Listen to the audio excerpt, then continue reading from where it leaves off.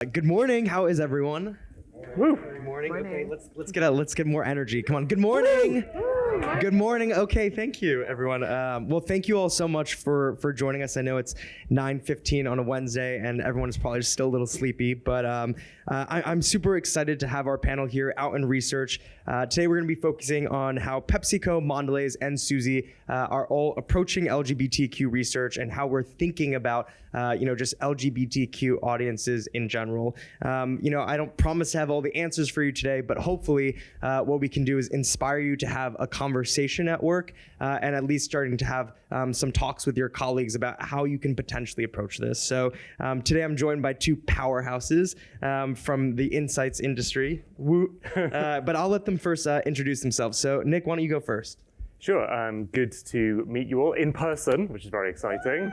We're not on Zoom or Teams anymore.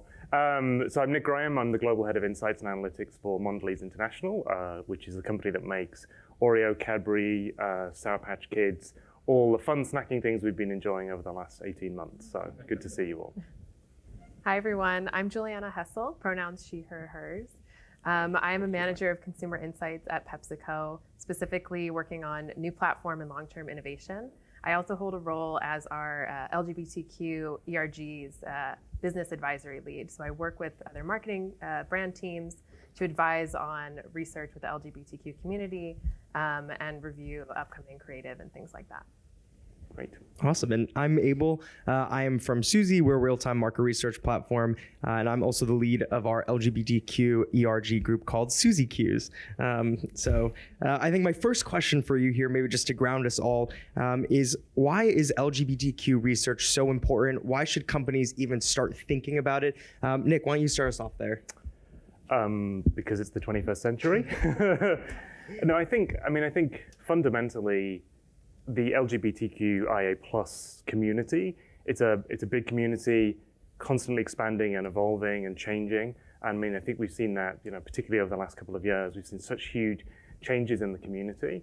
I think also we should recognize that it is a big community with big spending power, right? So I think the latest estimate had the spending power of the community in the US alone at about $1 trillion, I think globally about $4 trillion. So it's a community that we can't neglect. And I think, again, we talk about diversity and inclusion increasingly across all of our businesses, and we should treat the LGBTQIA+ community in exactly the same way. Well said. Yeah. Thanks. Juliana? Let me just get it out. It's important. Everything that Nick said, but really I think Gen Z has spoken as well. Gen Z is more likely to identify as part of the LGBTQ community than any generation before. So like Nick was saying, this really is the future.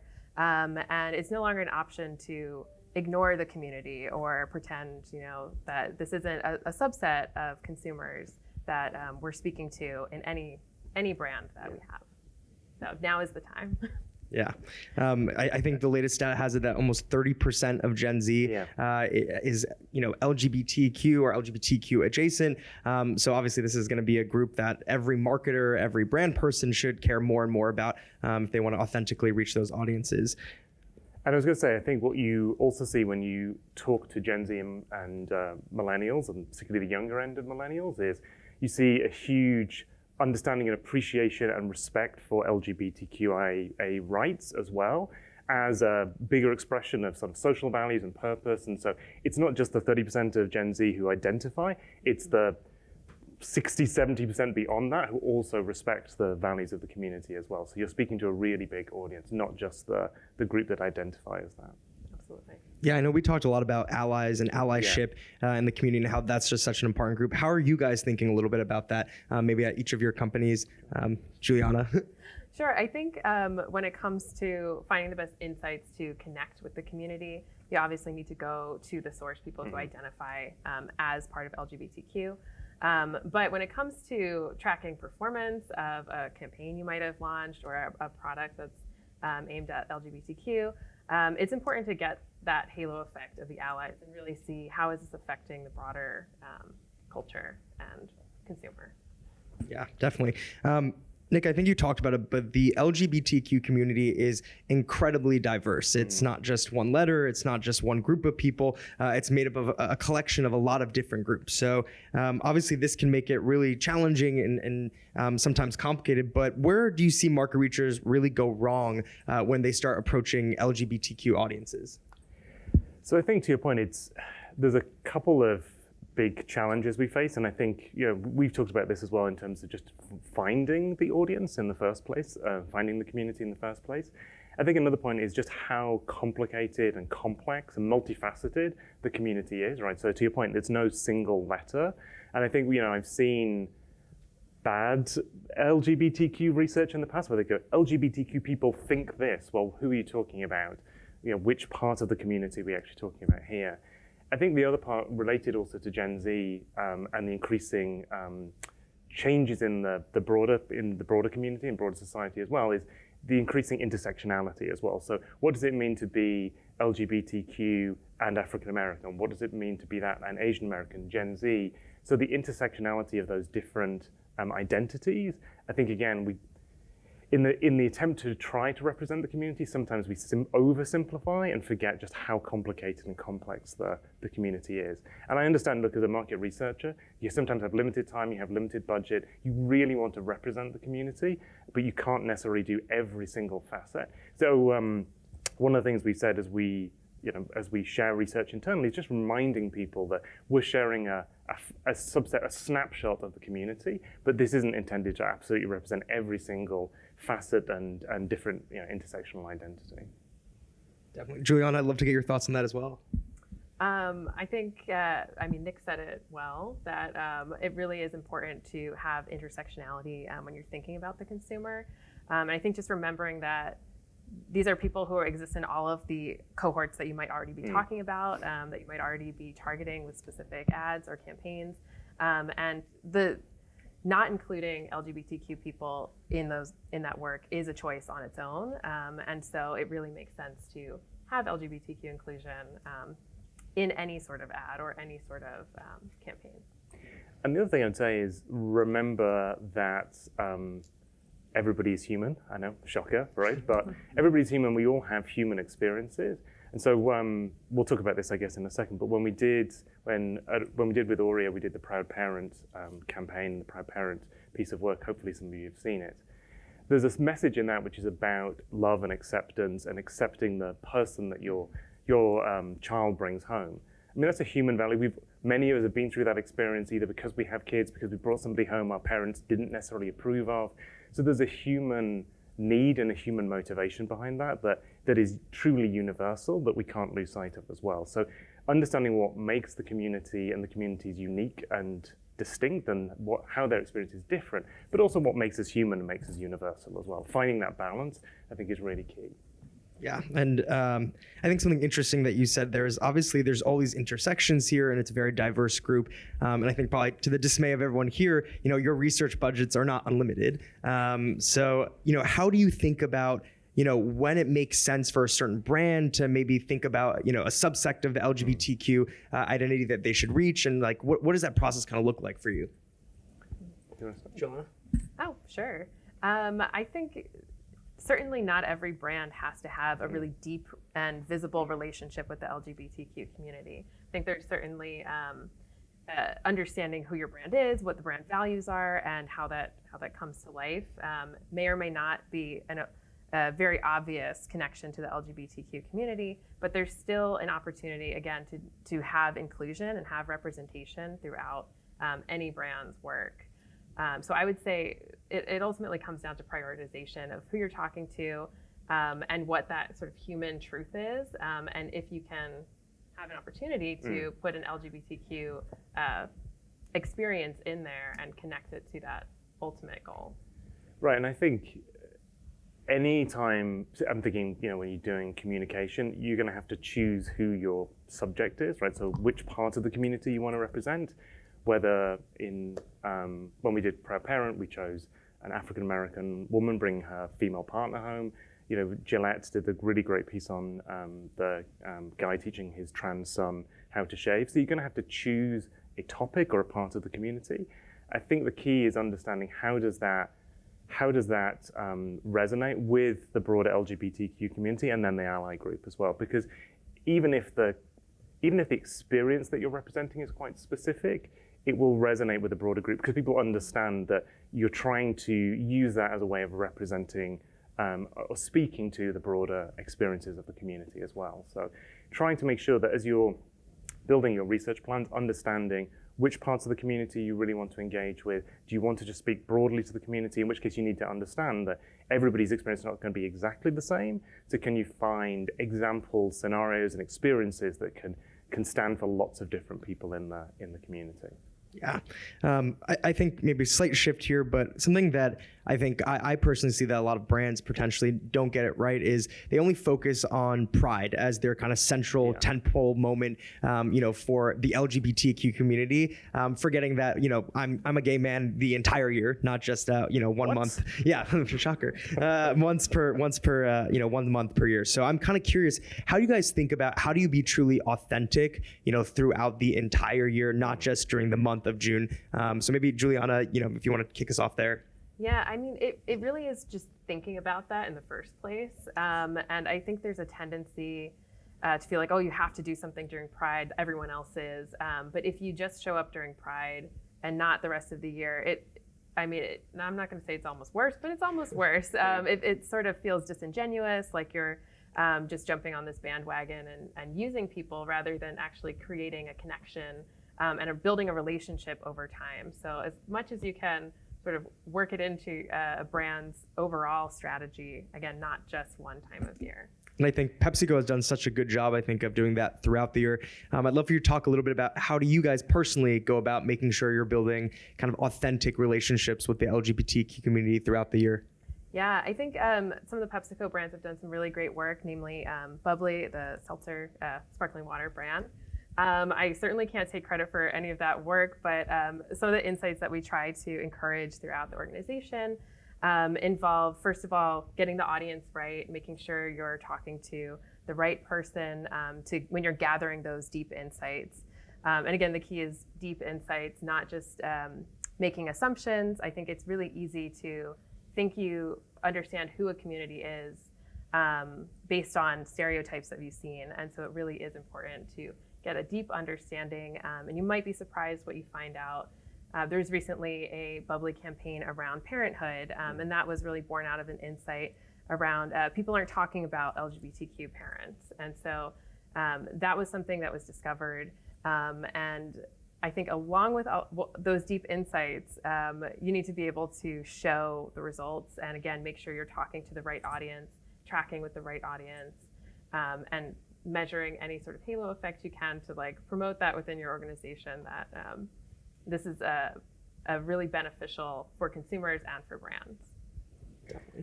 And I was going to say, I think you have to, you talked a lot, Juliana, about pairing the brand that you're talking about with the right issue, the right question, and the right audience.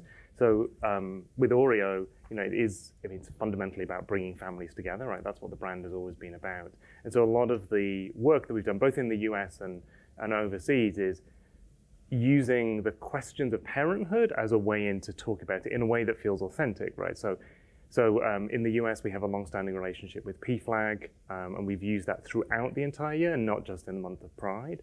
And then all of the work that we're doing is trying to bring to life the experience of what it's like either to be a parent with an LGBTQ plus child, or what it's like to be an LGBTQ plus parent, right? So talking about parenthood and the relationship between parents and children as an authentic way of talking about the experience. And then back to your question earlier, that provides a way in that we can talk to lots of different parts of the community who've had different experiences of that without necessarily just singling out a particular part of the community. So there's some great work that the team did in Brazil, where they actually got different parents with different experiences. So we had a dad, a fashion designer who had adopted 2 kids. And we actually rewrote the children's tales, children's stories in Brazil to represent different experiences that kids had had. So there was one, The Ugly Duckling, we rewrote for kids of LGBTQ plus parents, like what it feels like to be considered the odd one out. So they did a really beautiful piece of work. It was truly authentic, but it kind of goes back to that idea of family and parenthood and bringing people together and not singling people out. And that's exactly as you said, it's important that you don't just show up with the rainbow, but that you show up throughout the entire year and really understand the experiences and issues that people are dealing with. I think, growing up, I never had a book like that. I think I never had even representation of something like that in media or anything. So it's awesome that I think that brands can start taking a stand. And I think, more and more we see that Gen Z, they want brands to have, some sort of opinion on these kind of topics. And I think even for myself as someone thinking about what products that I'm purchasing, having a brand that kind of stands authentically for who I am, I think is just so critical in that decision making. I think, as we continue to talk about, this community is diverse. You guys have obviously done a little bit of work in this space already, but for brands that haven't really approached LGBTQ audiences, they don't really have the resources. Where do they even get started? How can they even start understanding, what they should and should not be doing? So I think part of it is understanding, what does your brand stand for? Like, what do you, I use the Oreo example. So what is the heart of your brand, and how do you want to understand that topic or that issue or that positioning through the lens of the LGBTQ plus community? Because to your point, it's really difficult. I mean, where do you start with any community to really understand the experience? So start with what is true to you. So whether whatever you are, whether you're about bringing families together, whether you're about shaving and what it's like to become a man, like whatever the topic is that's the heart of your brand, take that, I think, as a start point to understand what that experience is like for the LGBTQIA plus community, and then understand how it's different for the different audiences. I mean, there are some incredible resources out there. There are some great partners that I think we both worked with, both research partners and agency partners, who are more than happy to share what they know about the different parts of the community, where they, how they deal with different issues and different topics. So I think starting by just going and asking some questions about the area that you have the most sort of right to talk about is always a good start point. Otherwise, it can just feel a bit overwhelming, and you get all of this information, and where do you start? Yeah. Juliana, same question to you. Yeah, I think certainly agree with what Nick said, but there's also some very specific ways that I think you can get started, which is just including questions about whether or not people identify as LGBTQ in a variety of research, pretty much any research you do. That way you might find an insight that you weren't previously looking for. You might see an opportunity with a brand that you weren't previously looking for, and then be able to go from there. And I think, Nick, you kind of touched on this, but finding the right partners to work with, specifically ones that have some sort of expertise in the area, who know how to talk to the LGBTQ community or have a relationship with them, is a really great place to start, because ultimately you do want to have the right voices in the room so that you're avoiding any sort of stereotyping or relying on, old stereotypes that you might be familiar with, and really connecting with the community authentically. And the other thing I would say is talk to the people in your agency, your company, your community first. I mean, we all probably know somebody who's in the community, or know somebody who knows somebody in the community.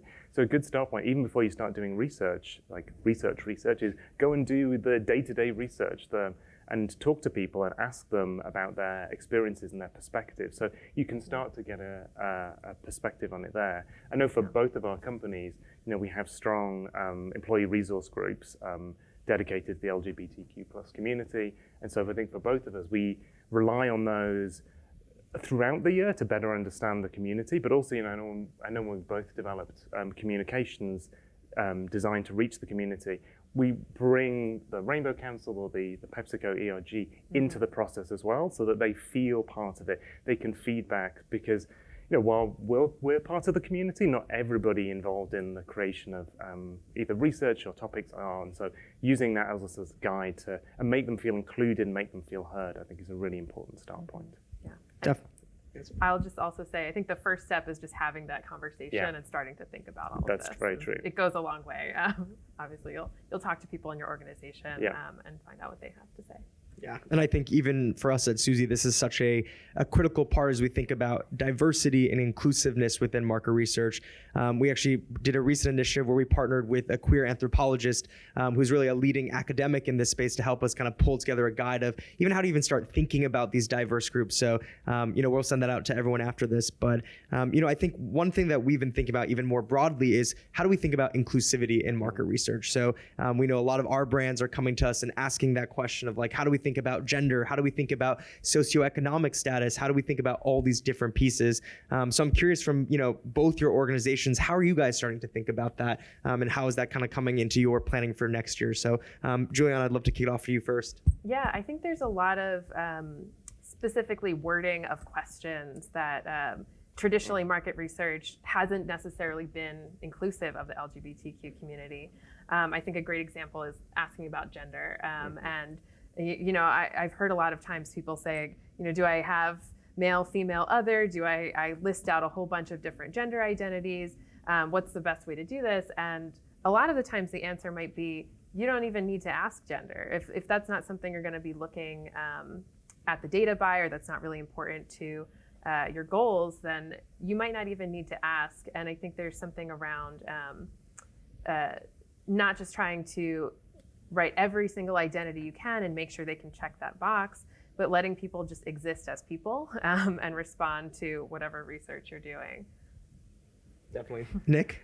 And I think challenging ourselves and our research partners to make sure that we're thinking about whatever we're putting out there, because everything we're putting out there, whether it's a piece of research or a piece of communication, is a piece of communication in some way, shape, or form, right? So it's an opportunity to communicate your values and to be inclusive and representative. And I think, sometimes we're in such a hurry to do research. When we're doing, really fast, agile research, we're like, okay, let's just get the survey, let's go. Just take 10 minutes and just look at the survey critically and say, how are we asking about gender? Do we really need to ask this? Is there a better way of asking that question? Obviously, we can take a lot of the work that V did, right, to shape how we ask the questions. And just thinking, like, have I got space to ask a question about your LGBTQ identity? We there are very few cases where we wouldn't include maybe gender or ethnic identity as part of the questionnaire, right? Because we might want to look at that as a break. But very rarely have I seen, and we're trying to get much better at this, as include sexual orientation or gender identity as one of those questions. So just stopping for a minute and say, is this something I can spend the time to investigate and explore? Because I know when we've done work together to look at the community, we found some things that really surprised us, right? So some brands that do incredibly well with subsections of the LGBTQ plus community that we would never have known about because we might never have asked for it. But just sometimes just putting in that question, if you have time, you'll find something, discover something you didn't even know was out there because you never asked the question. Yeah, I think that's actually super interesting. So maybe even to challenge you a little bit on that, what is something really interesting that you learned even from your own internal research among LGBTQ audiences that was kind of like an aha moment that may have inspired some future, thinking or conversations there? You want to go first? Juliana? I think there's certainly some brands or categories within beverages that you can see are interesting to see, and maybe they make a little bit of sense. I know off the top of my head, like the energy drink category does well with the LGBTQ audience. And I think that's it's something that you might see in practice, but also you don't necessarily think about. Other things that I've seen that are interesting in research, when you actually talk to consumers, I think we have a tendency to think that everyone in the LGBTQ community is very tapped into, the culture and is like commenting online about ads that worked well, ads that didn't. A lot of the time they're just everyday people. They might not remember every single thing that a brand has done, but they will remember when there's something really emotional that stood out, that really spoke to them, that talked about their community. So there's a lot to learn from just talking to people, and again, remembering that they're regular people.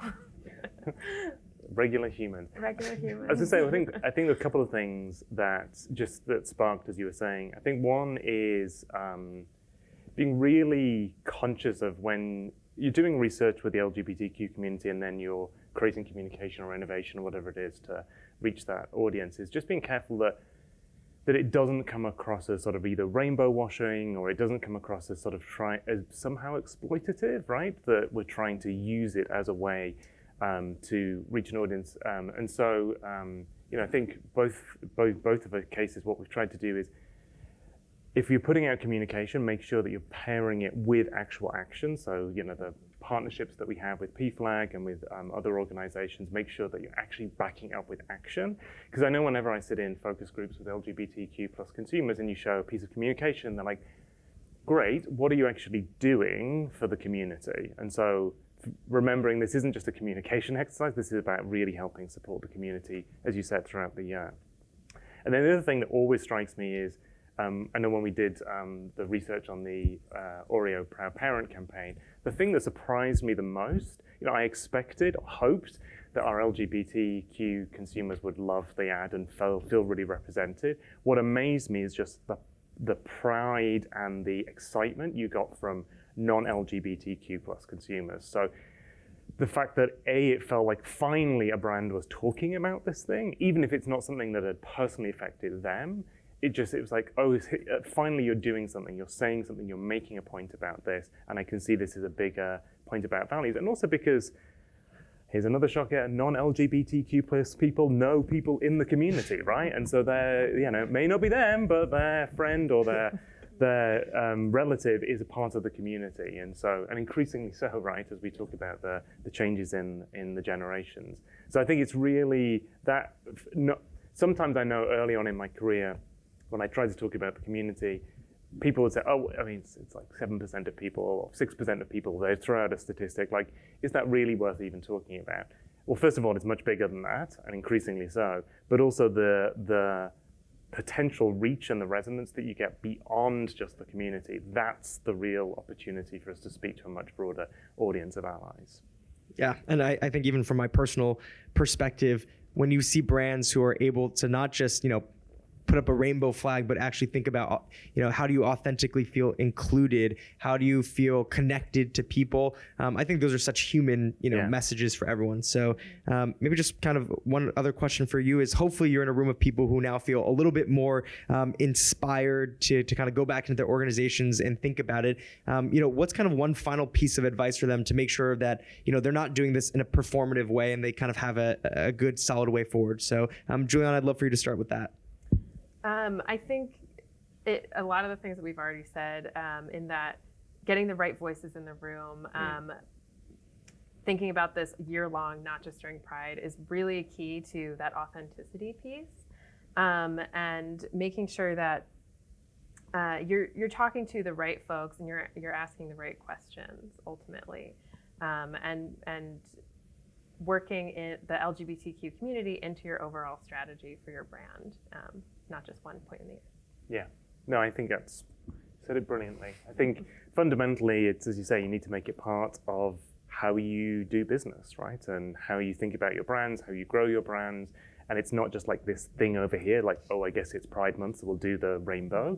It's like, this is part and parcel of how we do research, how we develop our brands. And I think you talked about this when you were saying about that, which is, I think, start with, because I know it can feel a bit overwhelming and we don't all have, as you said, unlimited budgets and time, but just start with bringing people in the company and who can speak to the experience. So just start by doing your own internal research to understand the experience and get some momentum behind that. And I think that can be a great way. And just, go out and do a quick bit of qualitative research and just try and start to learn in a safe, quick and easy way, and just start to build the momentum that way. Like, it's the classic case of you won't start until you start. So just start and then you'll start the momentum going.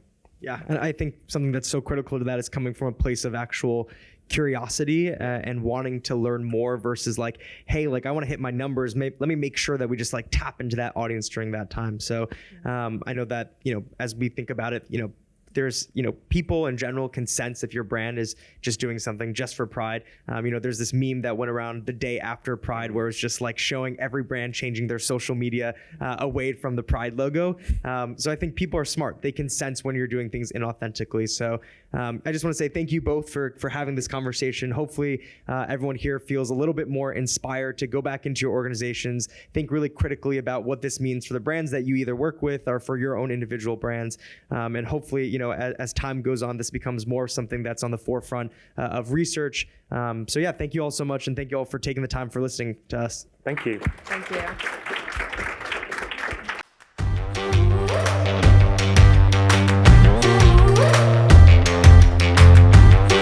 you.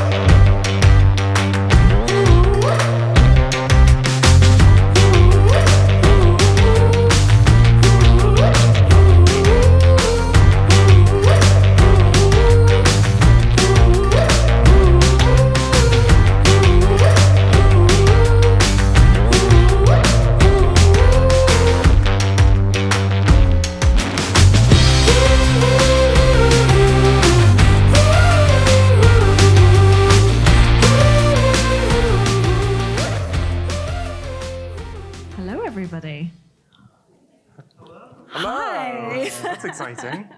Welcome to the room. Unmute. And there was sound. Welcome to our fireside chat. Nick rightly just pointed out there's no fireside, unfortunately, so we will have to imagine a beautiful fireside here. Thank you, everyone, for joining us. It has been an amazing couple of days. This is actually my third in-person event of the year, and I'm so happy to be back in person. So many hugs, so many great faces and friends. And thank you for being here late on the very last day of the event. We are going to be walking you through a really informative panel. I hope I have two very esteemed guests with me today. My name is Katie Gross, and I'm Chief Customer Officer of Suzy. We're an agile insights platform, and we partner with hundreds of the world's top brands, helping them to become much more agile and iterative with their consumer insights. And joining me on stage, I have Nick and Matt, and I will allow them to introduce themselves. Let's start with Nick.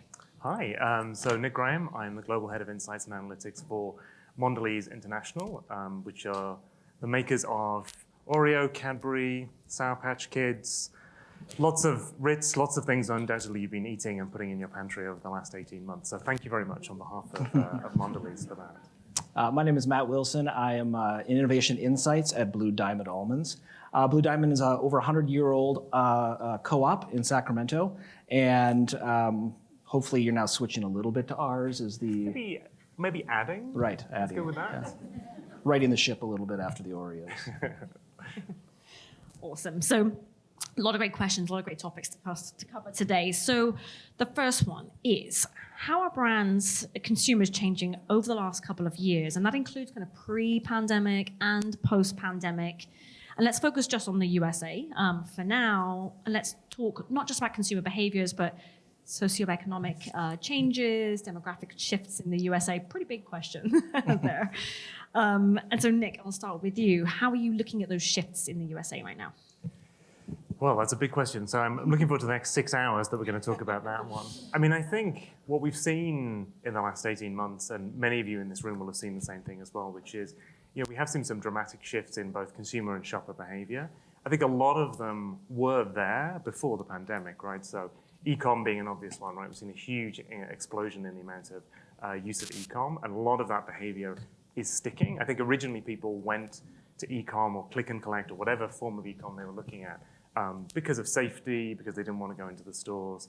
I think what we're now seeing is people recognize the convenience of that, and so across the world, that's become a very sticky behavior. But again, it was there before. It's just, I think the data showed probably accelerated the penetration of e-com.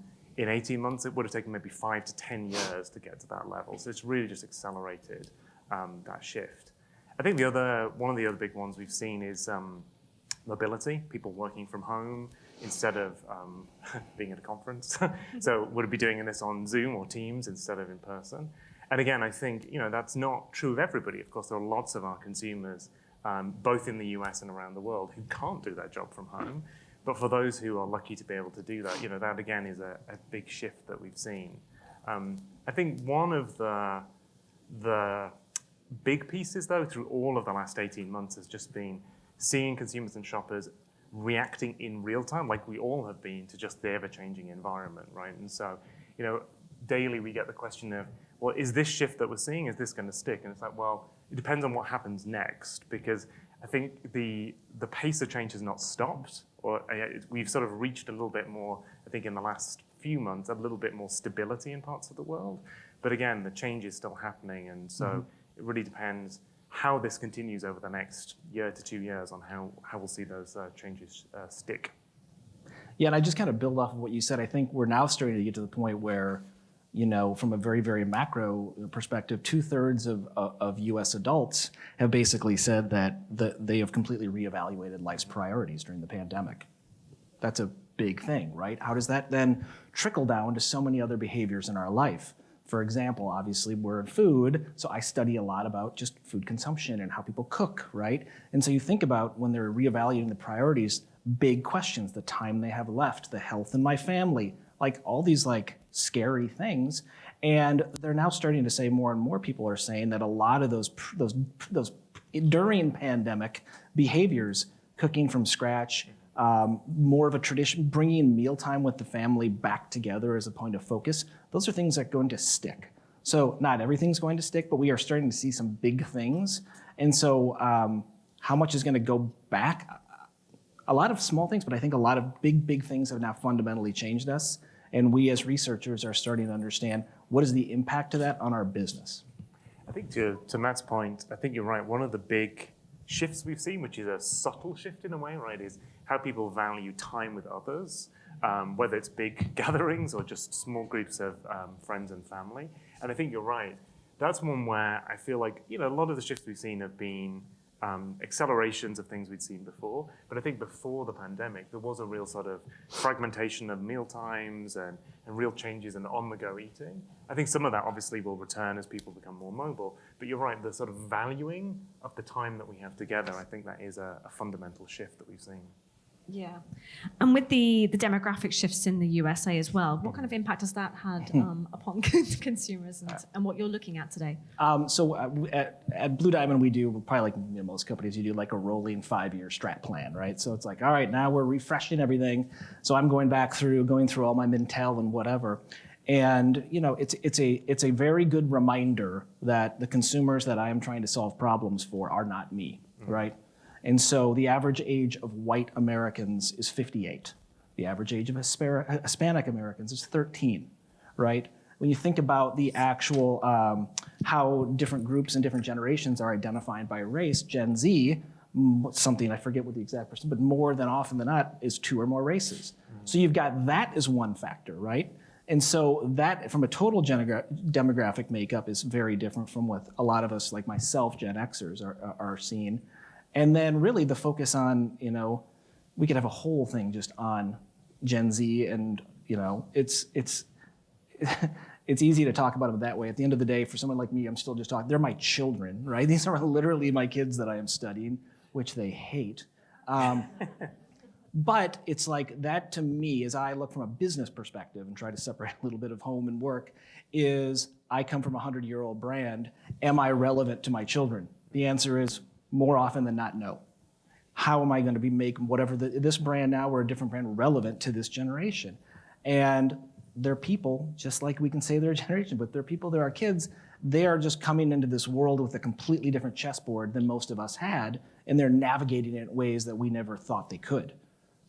And then I'm supposed to go and like, hey, but aren't these almonds cool? It's like, okay, like let's find some real things that matter to them and then find where is that part that I can solve a functional or emotional benefit in some part of the time, because that does matter. But I think stepping back, and I'm way off your question at this point, it only took 2 questions, is having the awareness that the world that a lot of us grew up in is not anywhere close to what it is now. Right. And I mean, you see particularly, as you said, with Gen Z, how I hate the phrase digital natives because it just gets thrown around just all over the place.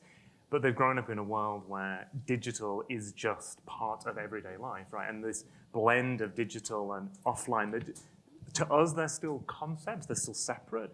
But to most Gen Zers and the generation after them, they're just all fused together. And so consuming, culture, shopping, they're all just much more blended together. And expectations are different because they've grown up in a world where I can just go on my phone and go on an app, and the experience that I expect from shopping from brands is coming from lots of different places in a way that wasn't the case, for prior generations.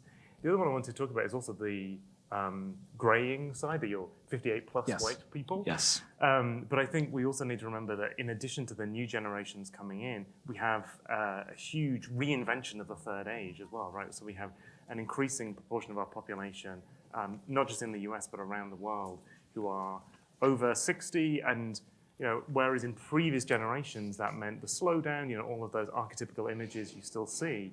I know I can speak personally for my mom. She's in her mid-70s. She has a much better social life than I do, but that's not saying much.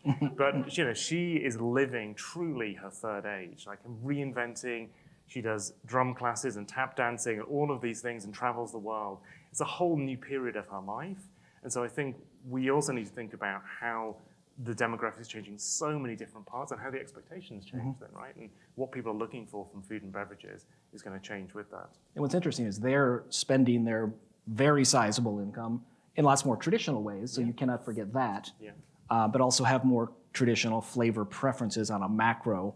So there's these kind of two ends of the bucket that are so vital to just our population and us as a society that we can't forget either of those.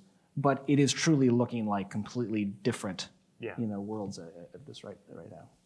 Yeah, absolutely. And Nick, you and I have talked about this in the past, but the feeling that Gen Z are not loyal, they're not brand loyal, and you've mentioned that they're gaining political power and buying power, and that they're potentially misunderstood. If you could just kind of share with the audience a little bit about your thoughts on Gen Z and their potentially misunderstood premise.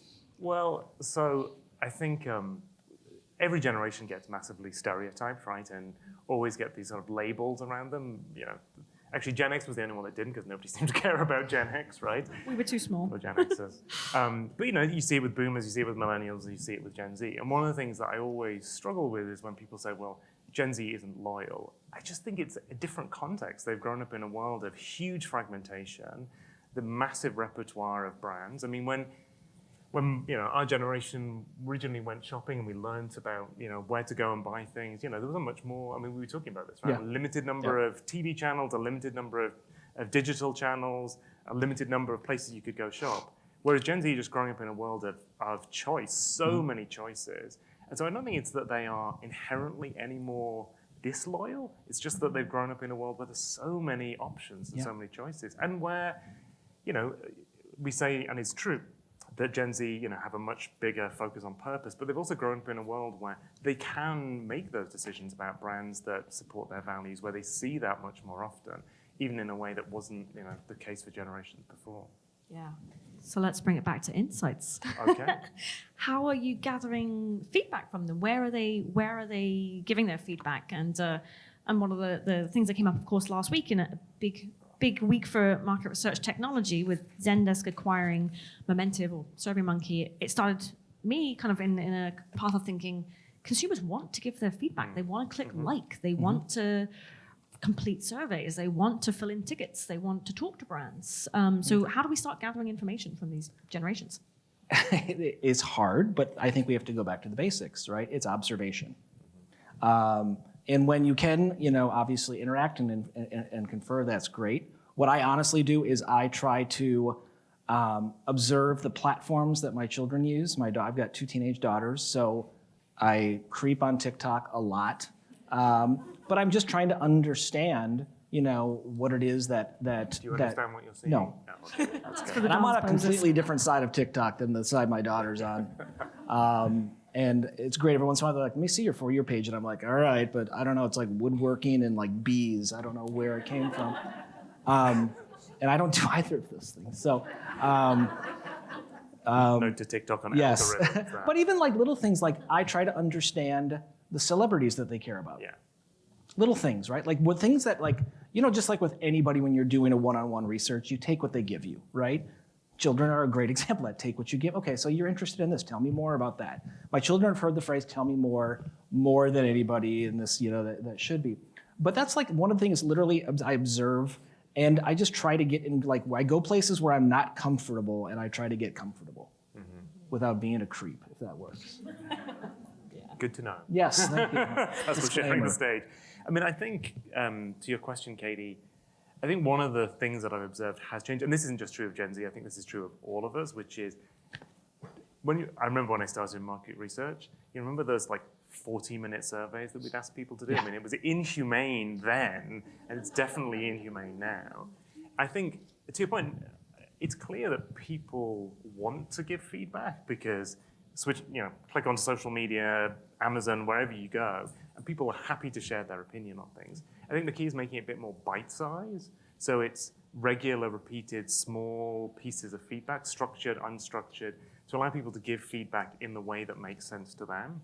Because again, I think we used to do it in a very much, I have all of these questions for you, let me just go and give you this 40-minute survey so I can get my job done. I think we now have to be much more two-way, and again, more iterative in the way that we do research. And again, collect the information from different places, both surveys, observing people's behavior, getting unstructured data from what they're saying on social, customer care, huge amount of data that we get from customers actually calling, emailing, actually reaching out to us. So using all of that data in different ways. And hire researchers that fit the like find your young researchers, find your researchers from groups run by people of color, women, and younger people. Like you need to be looking around your room as well, where you're making decisions and making sure that you are representing those that you are trying to serve in the same room as you. Otherwise. And that's a great point, actually, which is, I know having done a lot of global research, whenever you do a piece of global research, you have people in the market really look at the survey, like check that, putting bias in terms of language, in terms of how you're asking questions. I don't know that until recently we've done that properly in US research, right? Like, have we really interrogated how is this going to work with different audiences? We were talking about this with Jules earlier when we were talking about LGBTQ, even how you ask gender. Like, so are you asking in a way that's actually approachable and accessible to people? So, and again, those are things where we just have to be much more conscious of those now. Yeah, I completely agree. And I think it does come down to who we're hiring in our organizations. And that's not just at the brands, but at the market research agencies. I was at lunch earlier with one of my colleagues, and I did look around the room, and I'm like, we are just not a diverse industry, particularly here in the USA. So, collectively, we all need to do a little bit better at attracting more staff. And I don't want to make this a Gen Z. One other thing that I was thinking about is, it's really interesting as you think about, like, so much of us that are researchers in the room, like, we are hired to be critical thinkers. Like, that's a great job, right? Like, the fact that we are supposed to be skeptical, unbiased, rational, hopefully. And that's a lot of the same similarities that we see from that generation. So I would also say, as you are starting to look to build the organization to the future, you have a group of people that are naturally critical thinkers. That also have to be, to your point, Nick, about just like there are no limitations and options and choices for them. So they are highly educated in what is in front of them to discern through. So. Yeah, absolutely. So the role of an insights person, now looking at TikTok all day by the sounds of it, has certainly changed a lot. Do you feel that you're being held accountable in different ways? Have your KPIs changed over the last number of years? KPIs and insights. I mean, it's the $64 billion question. I've always struggled a little bit to KPI and insight because fundamentally, I think a great insight when you see it, but also because insights are integral to output as well. Like, I remember somebody recently asked me, how will I be able to tell if we're getting better insights? I was like, you'll have better creative, you'll have better innovation, you'll have better strategy. You'll see it in the outcomes as well. I'd say where there are definitely KPIs or there's greater pressure on us is just speed and getting the answer quickly. Because if you're going to act on the insight, which to me is the whole point of having an insight in the first place, is you can act on it. You got to know now and know quickly to be able to do something about it. It's not much use to say, oh, by the way, last week something happened that we could have done something about, or 6 months ago. Yeah, I think one thing, and I'm the same way about KPIs and insights, and I'm more of a qual person by nature anyway, so I grimace at all things KPIs, which never goes well during review time. But what I would say is, I think the one that that my boss and I have been talking a lot about is protection of insight. So when you identify the insight early on through your survey work, through your ethnography work, through your observation work, that moment where you see something and your head tilts a little bit because that system one is like, that's something interesting, right? And we all like want to dig deeper and figure that out. When we codify that insight and we pass that along through the commercialization process to get to the creative. And I think, if you work on at Mondelez, or I was at Gen Mills for 10 years, like those are big places. And the insight can get messed up along the way. So protection of that insight. So once you get to actually briefing creative or working with R&D or whatever it is, that it's still the core of what made your head tilt long ago at that in-home in Vermont that you did or something like that. So that's literally something my boss is pushing on me. She's like, how are we protecting the insight all the way through? That's a big one. But I think that's something that's just back to that should be part of our job, right? Is that somehow whatever we saw early on, we made sure that our pretty, protective thing made it all the way to the consumer. I think the other piece as well, and it sort of relates to both of those pieces, is how we're showing up on what we're bringing to the organization. And so I think increasingly we're being asked to not that this has ever been the case, but more than just provide information and insight and data. It's like, be a strategic partner to the business. Like, what should the business do with this information, and what's coming next? What's the future look like? And bring data, but also bring your strategic knowledge and intel as well to the picture. So again, how you KPI that, but I think how the business understands the role of INA and insights within the company, really being a strategic driving force for decision making. Yeah, and I would think are other functions asking for your insights people to be on those little special projects. Yeah. Like, oh, it'd be great to have one of those. And if you're getting your team picked for those things, right now I'm working on a supply chain project. I don't know much about supply chain, but it's something that I had some passion for with saying, how can I help speed this process up, right? Our problem I was trying to solve was innovating at the speed of culture. Well, you can only do that because culture is that fast and our supply chain is 9 months, right? So that'd be a way of taking critical thinking, taking insights and saying, how can I try to make something better, faster, more efficient for the same goal that we all have? Yeah. Yeah. And if I walk around the room here today and yesterday, the word agile, speed, iteration is on everybody's websites, everybody's platform. And it was fun because last week I was talking to a client of ours and she said that she uses Suzy as a whittling machine. So I would love to put whittling machine on our website next year. Feels like very medieval somehow, doesn't it? A whittling machine. But what do these words mean to you? What does agile and iterative market research mean to you, Nick? Oh, me first. Okay. So I think going back when agile became a thing, it felt very much like it was just about speed, right? It was just purely about quick. And I think, the early days of agile felt like you were sometimes potentially giving up quality or other things in order to get there. I was talking to someone at lunchtime and I said, I think the days when agile research was like its own thing are gone, right? Agile research is research, right? Like that is the way that we're doing research: fast, iterative, speed, real time. To me, I think one of the challenges along the way has just been how you manage that internally, right? Because again, when agile started, it was very DIY driven and it was very technology driven. And I think for lots of in-house teams, it's like it's the change management that comes with that. How do you bring that into the organization? It's a very different model. And again, I think over time, what's evolved is you actually being able to have some consultancy that goes with that so you can act on that quickly. I mean, you and I have talked about this before, I think, which is delivering the results is one thing, delivering the data, but if it then is going to take 6 weeks for you to be able to put that into a presentation, it's not agile, right? Yeah. The research isn't the agile bit, it's the whole insights process that needs to be agile. So the whole thing needs to be part of the change management. Yeah, I think your question around whittling is a great one because I think, at least in organizations that I've worked at, probably same as you, there's never really an idea problem, right? There's an idea killing problem, or maybe just like sidelining. Optimization. Like optimization, sorry. This goes back to my whittling, review killing, time. new words for the... So, I mean, great example. We were doing we needed to populate our incubation list ideas for one of the categories we're in. Big workshop, did a bunch of deep consumer discovery. Boom, 80 ideas. Oh, that's a lot of ideas. That night, I sat in my hotel room, literally wrote 80 concepts, not all my best work, put them through Suzy, and we had killed 40 of them the next day. Like, that's amazing to me. And the other thing was, that's the other thing about where things have evolved is like the axiom of risk to rigor is still there. That's still a foundation to our work. It's just the speed upon which I can get a targeted audience of snack buyers who are open to plant-based, whatever it was that I wanted to focus in, put those ideas in front of them, do a quick purchase intent and appeal, and boom, I've got half the amount of work to debate the next day at workshop day 2. That's really big. And I think the reality is if you look at our stakeholders, they're being asked to make decisions really quickly as well. And so I think, we, in Insights, we're like asking for a seat at the table. Well, a way to be at the seat at the table is to have an answer when that decision needs to be made. Because I know I've sat in meetings where a decision just has to be made. Certainly over the last 18 months, how many decisions had to be made right there and then because there's a supply chain decision that needed to be made. We needed to decide if we were going to pull something off shelf because we couldn't make it anymore.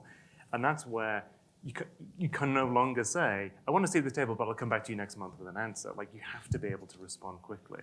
And so to me, part of this is you point about the whittling machine, it's also the speed decision-making machine, right? So it's not just about getting quick answers, it's about making quicker, better decisions. Yeah, absolutely. And at a lot of large enterprises, what we've seen in the last couple of years is companies creating incubator teams and having kind of like startup nimble teams within a very large organization. So, have you experienced that within your organizations? And do you think just having like an incubator team is the right thing to do for an organization? Do you want me to go? I think we have the same answer, but you were going to say it much more eloquently. Well, it's the British accent. Yes. Don't let it fool you. Two Brits and Two one Brits on a American. stage. Sounds like the beginning of a joke. Oh, no. Yeah. So yes, I mean, we do. I mean, so Mondelez does have a couple of different ventures teams, and our Snack Futures team. In fact, we have Sarah here as well from our ventures team in North America. So I have to be careful. No, but I mean, I think fundamentally, yes, it makes sense for businesses to have incubating teams because you're right. We're big businesses, and it just takes a long time sometimes to get things done. And so being able to create a team that can fast track through, can test and learn is really critical. The problem I have is, particularly on the insight side, sometimes what happens is we silo all of the great iterative test and learn research to those teams. We go, well, it's okay because we're testing and learning because the Snack Futures team is doing that or the Ventures team is doing that.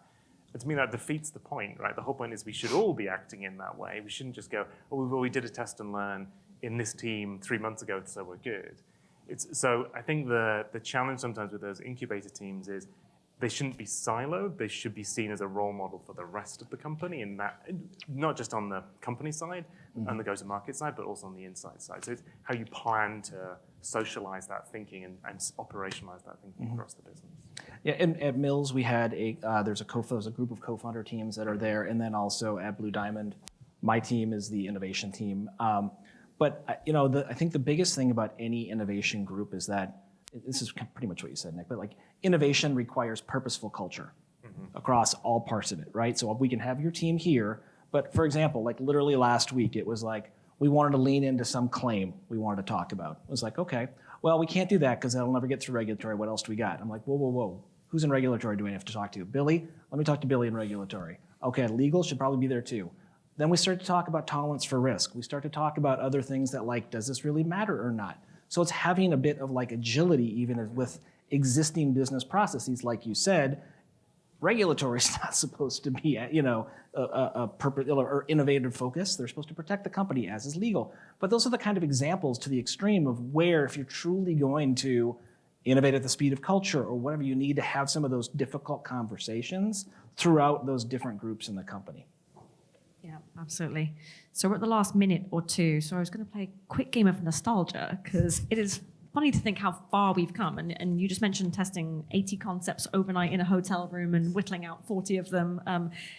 And so let's look at how far we came and where we started in our market research careers. So I can certainly start. I worked for a food and beverage company in the UK circa 2001.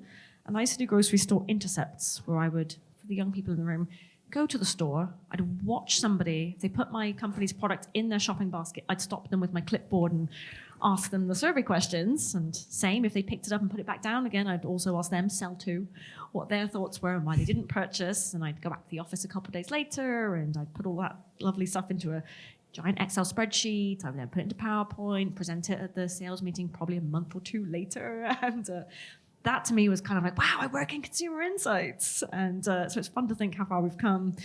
You folks must have great nostalgia stories also. You or me? You're next. All right. So I had a pretty backwards insights career. So right around 2000, I actually started as a developer, like a coder, building sites and being more on the back end. And I got interested on well, what are people doing on these sites? This was way before web analytics, whatever. So I started downloading my server logs off my Linux machine, actually counting the number of visits, just dorky stuff. And I was like, all right. So then I somehow became a marketer, somehow went to Mills. Next thing you know, I'm in Cincinnati, Ohio, doing in-home ethnographies around fruit roll-ups. And a woman starts yelling at me because the goldfish behind me just died in their aquarium. And she's scared of the fish and the kid's not home. So I had to go flush the goldfish before the kid got home so she had time to go buy another one. So that's the glamour of my professional career. Try and top that, Nick. I definitely cannot top that. But I was going to say, I think I started my career in doing focus groups, doing qualitative research. And to me, the only sad thing is that has not really changed in 20 years. And that's actually just one of my biggest frustrations I think doing qualitative research is really powerful, but if I have to sit through another focus group that still says, so why do you think this? Nobody knows. They don't know. They're just giving you an answer because you've asked them in this group, and then ask you to flush the goldfish that's died. So I could happily leave a lot of that behind. Absolutely. Well, thank you so much to both of you. It's been absolutely wonderful to chat with you this afternoon. Thank you, everybody in the audience. We will be outside if you want to catch up with any of us. Thanks, everybody. Nice job.